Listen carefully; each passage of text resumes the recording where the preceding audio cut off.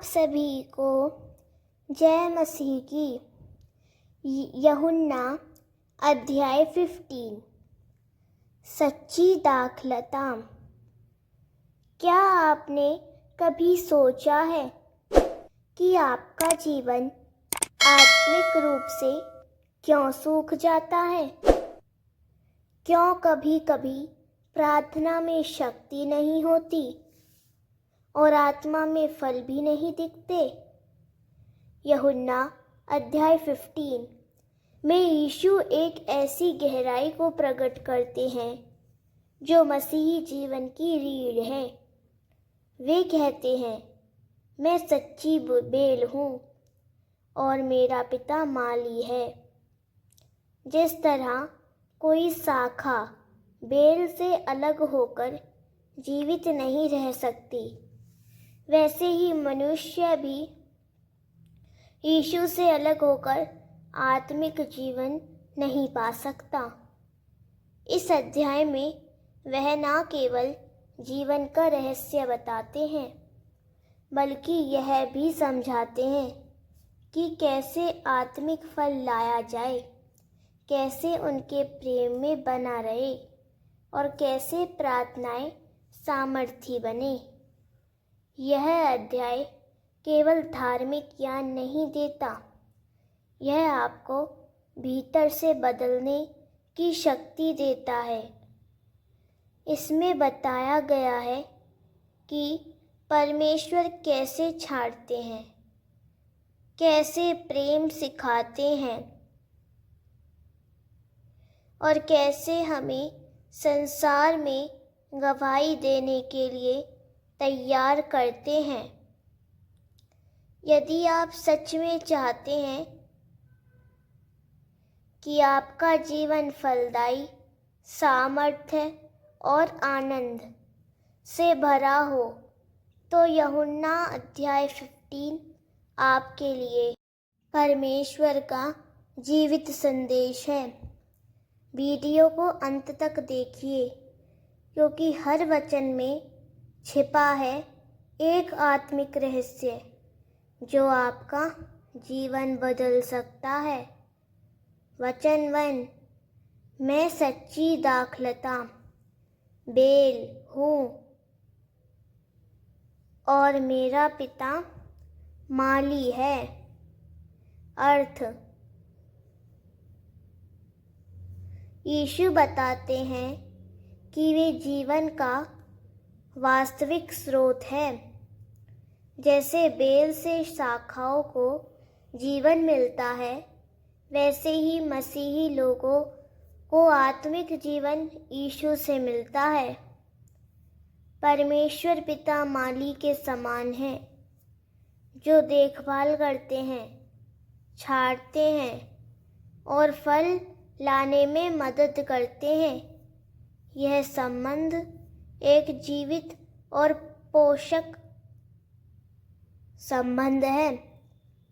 वचन 2, जो कोई मुझ में है पर फल नहीं लाता, उसे वह काट देता है, और जो फल लाता है उसे वह और अधिक फल लाने के लिए छांटता है।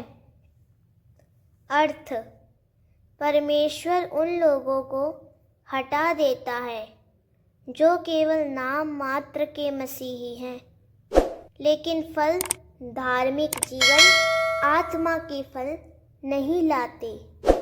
जो सच्चे विश्वास में चलते हैं, उन्हें वह छांटता है, यानी उनके जीवन को शुद्ध करता है, ताकि वे और अधिक आत्मिक फल ला सके। कभी कभी कठिन परिस्थितियां इसी शुद्धिकरण का हिस्सा होती हैं। वचन 3, तुम तो उस वचन के कारण जो मैंने तुमसे कहा पहले ही शुद्ध हो। अर्थ, यीशु बताते हैं कि उनके शिष्यों को उनके वचनों द्वारा आत्मिक रूप से शुद्ध किया गया है। परमेश्वर का वचन हमें अंदर से साफ करता है, झूठ और पाप को दूर करता है। वचन 4, मुझ में बने रहो और मैं तुम में। जिस तरह शाखा अपने आप फल नहीं ला सकती जब तक बेल में ना बनी रहे, वैसे ही तुम भी नहीं जब तक मुझ में ना बने रहो। अर्थ, मसीही जीवन में फल लाने का रहस्य यीशु में बने रहना है। जैसे शाखा बेल से अलग होकर मुरझा जाती है, वैसे ही हम भी मसीह से अलग होकर आत्मिक रूप से सूख जाते हैं। प्रार्थना, वचन और फेलोशिप के द्वारा बने रहना आवश्यक है। वचन 5, मैं बेल हूँ, तुम डालियाँ हो। जो मुझ में बना रहता है और मैं उसमें, वही बहुत फल लाता है, क्योंकि मुझसे अलग होकर तुम कुछ नहीं कर सकते। अर्थ, यह मसीही जीवन का मुख्य सिद्धांत है। सारी शक्ति और सामर्थ्य यीशु से ही आती है। जब हम उसमें बने रहते हैं तो आत्मिक फल जैसे प्रेम, आनंद, शांति, धैर्य आदि उत्पन्न होते हैं। उससे अलग होकर आत्मिक काम कुछ भी नहीं किया जा सकता। वचन 6, यदि कोई मुझ में ना बना रहे तो वह डाल की तरह बाहर फेंक दिया जाता है और सूख जाता है। लोग उसे इकट्ठा करके आग में डाल देते हैं, जहाँ वह जल जाती है। अर्थ, जो लोग विश्वास में नहीं टिके रहते, वे अंत में आत्मिक मृत्यु और न्याय में गिरते हैं। यह वचन स्पष्ट रूप से बताता है कि मसीह से अलग होना विनाश की ओर ले जाता है। वचन 7, यदि तुम मुझ में बने रहो और मेरे वचन तुम में बने रहे, तो जो चाहो मांगो, वह तुम्हारे लिए होगा। अर्थ, जब हम मसीह में स्थिर रहते हैं और उनका वचन हमारे जीवन में कार्यरत होता है, तो हमारी इच्छाएं परमेश्वर की इच्छा के अनुरूप हो जाती है। तब हमारी प्रार्थनाएं भी उसी दिशा में होती हैं और परमेश्वर उत्तर देता है। वचन 8, जब हम बहुत फल लाते हो, तब मेरे पिता की महिमा होती है और तुम मेरे चेले ठहरते हो। अर्थ, आत्मिक फल परमेश्वर की महिमा को प्रकट करते हैं। हमारे जीवन के अच्छे काम, प्रेम और सेवा यह दिखाते हैं कि हम सच्चे चेले हैं। वचन 9, जैसे पिता ने मुझसे प्रेम किया, वैसे ही मैंने तुमसे प्रेम किया है। मेरे प्रेम में बने रहो। अर्थ, यीशु हमें वही प्रेम देते हैं जो पिता ने उन्हें दिया। यह प्रेम स्थायी, गहरा और त्यागमय है। हमें इसमें बने रहना है, अर्थात उसकी आज्ञाओं में चलना है। वचन 10। यदि तुम मेरी आज्ञाओं को मानोगे तो मेरे प्रेम में बने रहोगे, जैसे कि मैंने अपने पिता की आज्ञाओं को माना है और उसके प्रेम में बना रहता हूँ। अर्थ: प्रेम और आज्ञाकारिता साथ साथ चलते हैं। जब हम यीशु की आज्ञाओं को मानते हैं तो हम उसके प्रेम के घेरे में बने रहते हैं। वचन 11। मैंने तुमसे ये बातें इसीलिए कही हैं कि मेरा आनंद तुम में बना रहे और तुम्हारा आनंद परिपूर्ण हो जाए। अर्थ: यीशु का उद्देश्य है कि उसका आनंद हमारे जीवन में बना रहे। उसका प्रेम और संबंध एक स्थायी गहरा आनंद देता है जो संसार नहीं दे सकता। वचन 12।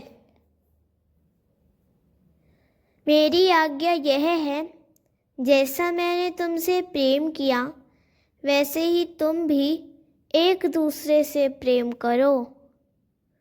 अर्थ: मसीही जीवन का केंद्र प्रेम है। यीशु ने जैसे हमसे बिना शर्त प्रेम किया, हमें भी वैसा ही प्रेम दूसरों से करना चाहिए। वचन 13।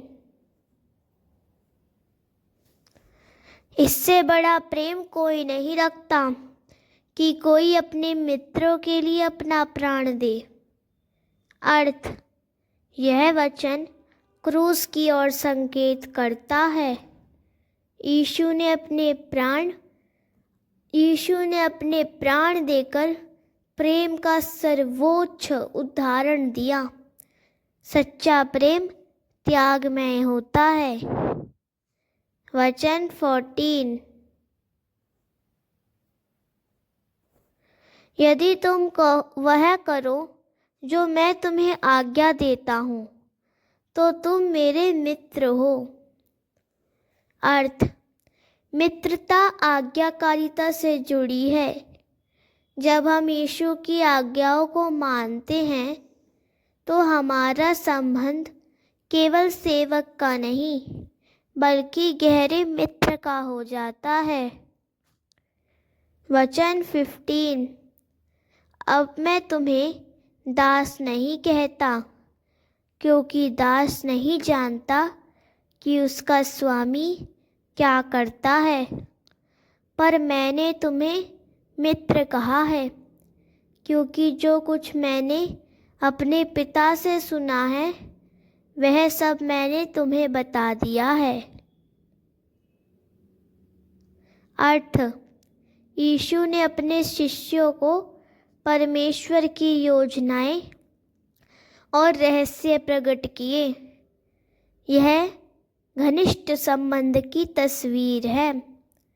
वचन 16। तुमने मुझे नहीं चुना, पर मैंने तुम्हें चुना और ठहराया कि तुम जाकर फल लाओ और तुम्हारा फल बना रहे। तब जो कुछ तुम पिता से मेरे नाम से मांगोगे वह तुम्हें देगा। अर्थ: हमारा बुलावा परमेश्वर का चुनाव है। उसने हमें आत्मिक फल लाने के लिए चुना ताकि हमारी प्रार्थनाएं प्रभावशाली हो और उसकी इच्छा पूरी हो। वचन 17। मैं तुम्हें यही आज्ञा देता हूँ, एक दूसरे से प्रेम करो। अर्थ: यह मुख्य आज्ञा दोहराई जाती है। ताकि हम इसे भूले नहीं। मसीह जीवन का सारा आपसी प्रेम है। वचन 18 से लेकर 19 तक। यदि संसार तुमसे बैर रखता है तो याद रखो कि उसने मुझसे पहले ही बैर रखा। यदि तुम संसार के होते तो वह तुमसे प्रेम करता, पर तुम संसार के नहीं हो, क्योंकि मैंने तुम्हें संसार से चुना है। इसी कारण संसार तुमसे बैर रखता है। अर्थ, मसीही लोग संसार में विरोध झेलेंगे, क्योंकि वे अलग स्वभाव के हैं। संसार की चाल के विपरीत जीवन जीना विरोध का जन्म देता है। वचन 20 से 21 तक। अर्थ, यीशु कहते हैं, जिस तरह उसने उत्पीड़न झेला उसके चेले भी झेलेंगे। जो उसकी आज्ञा मानेंगे वे तुम्हारी भी सुनेंगे, लेकिन बहुत से लोग ना मानने के कारण सताएंगे। वचन 22 से लेकर 25 तक। अर्थ, यीशु बताते हैं कि उन्होंने संसार को सत्य बताया और चमत्कार किए, फिर भी संसार ने उन्हें नकारा, इसीलिए उनका पाप बिना बहाने का हो गया। यह पुराने शास्त्र की भविष्यवाणी की पूर्ति है कि उन्होंने मुझसे बिना कारण बैर रखा। वचन 26 से लेकर 27 तक। जब सहायक पवित्र आत्मा आएगा, जिसे मैं पिता की ओर से भेजूंगा, सत्य का आत्मा, वह मेरे विषय में गवाही देगा और तुम भी गवाही दोगे, क्योंकि शुरू से मेरे साथ रहे हो। अर्थ, यीशु पवित्र आत्मा के आने की भविष्यवाणी करते हैं, जो उनके बारे में गवाही देगा। शिष्य भी संसार में यीशु की गवाही देंगे। यूहन्ना अध्याय 15 हमें एक गहरी सच्चाई बताता है। जीवन और फल केवल तब आते हैं जब हम मसीह में बने रहते हैं। जैसे कोई शाखा बेल से अलग होकर जीवित नहीं रह सकती, वैसे ही कोई मनुष्य यीशु से अलग होकर आत्मिक जीवन नहीं पा सकता। जब हम उसमें बने रहते हैं, उसकी आज्ञाओं को मानते हैं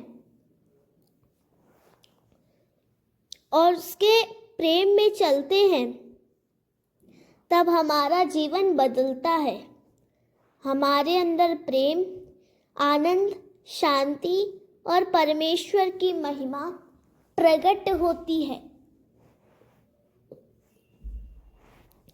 यीशु ने हमें संसार से अलग चुना है ताकि हम उसके लिए फल लाए और गवाही दे।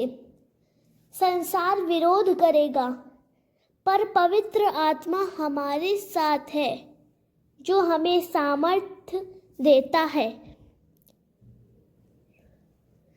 मसीह के सच्चे चेले वे हैं जो फल लाते हैं, एक दूसरे से प्रेम करते हैं और इसके वचन में स्थिर रहते हैं।